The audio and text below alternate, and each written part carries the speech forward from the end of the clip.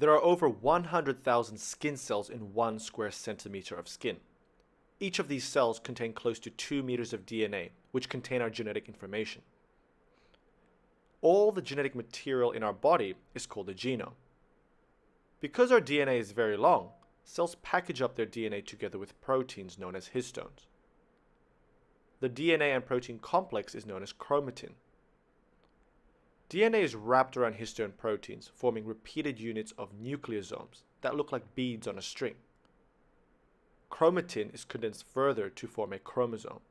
We have 46 chromosomes in total, stored in the nucleus. The core of one nucleosome is composed of DNA wrapped around a histone octamer that consists of 2 copies of the major types of histones: H2A, H2B, H3, and H4. This organized DNA protein complex allows the cells to regulate what genes are expressed and when. All the cells in our body contain the same DNA sequence.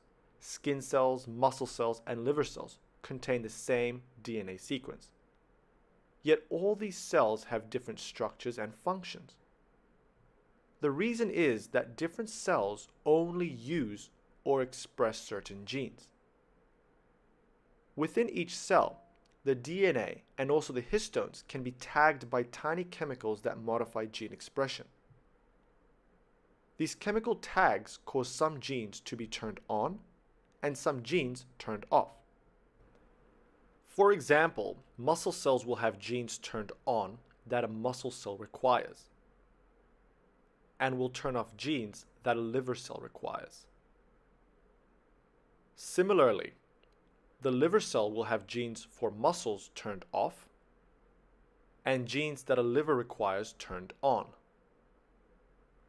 These modifications are known as epigenetic modifications. Epi is Greek for above the genes, so modifications above the genes or on the genes.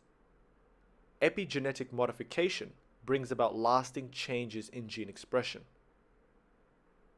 Let's have a closer look. Here is a normal human cell, and we are pulling out its genetic material.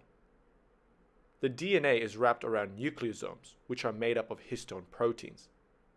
Coming off the histone proteins, we have histone tails. DNA is made up of a combination of 4 nucleotides: G for guanine, C for cytosine, A for adenine, and T for thymine. There are 2 main epigenetic modifications.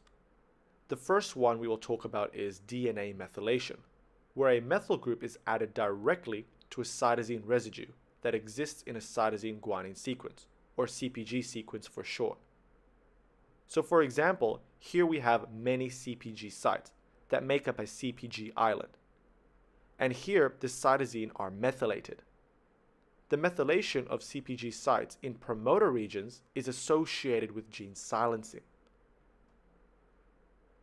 The second type of epigenetic modification is histone modifications. This is where acetyl or methyl groups are directly added onto histone tails, and this will modify gene expression. For example, histone 3K9 acetylation correlates with transcription activation, and histone 3K27 trimethylation with transcription repression. Genome-wide patterns of DNA and histone modifications, or epigenome, are established during early development and are maintained during cell division. In cancer, these patterns are altered and disrupted.